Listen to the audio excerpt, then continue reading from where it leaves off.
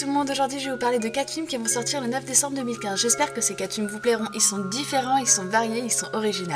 Si vous aimez ma vidéo, n'hésitez pas à mettre un pouce bleu, je continuerai. Alors tout d'abord, on va parler du film Au cœur de l'océan. C'est un film qui a été réalisé par Ron Howard, qui réunit aventure et fantastique. En hiver 1820, le baleinier Isaacs quitte la Nouvelle-Angleterre et met le cap sur le Pacifique. Il est alors attaqué par une baleine gigantesque qui provoque le naufrage de l'embarcation.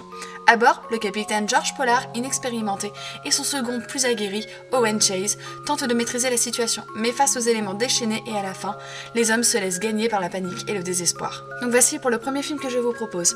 Ensuite, on va continuer par un film français, une comédie qui aura été réalisée par Claude Lelouch, c'est bien 1+1.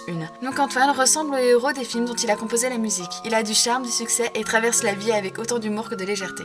Lorsqu'il part en Inde travailler sur une version très originale de Roméo et Juliette, il rencontre Anna, une femme qui ne lui ressemble en rien, mais qui l'attire plus que tout.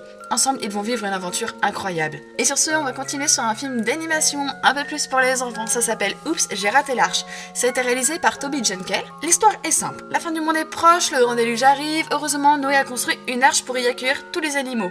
Tous, sauf Dave et son fils Finny, qui appartiennent à la race des Nestrians, deux curieuses et adorables créatures que personne n'a jugé utile d'inviter à bord de l'arche. Grâce à l'aide involontaire de deux farouches grimpes, Hazel et sa fille Léa, les Nestrians parviennent à embarquer discrètement. Mais au moment du départ, Finny et Léa tombent accidentellement du bateau.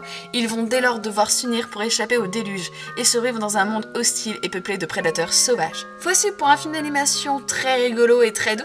Et du coup on va terminer sur le film Vue sur mer, réalisé par Angelina Jolie. C'est un film qui réunit drame et romance.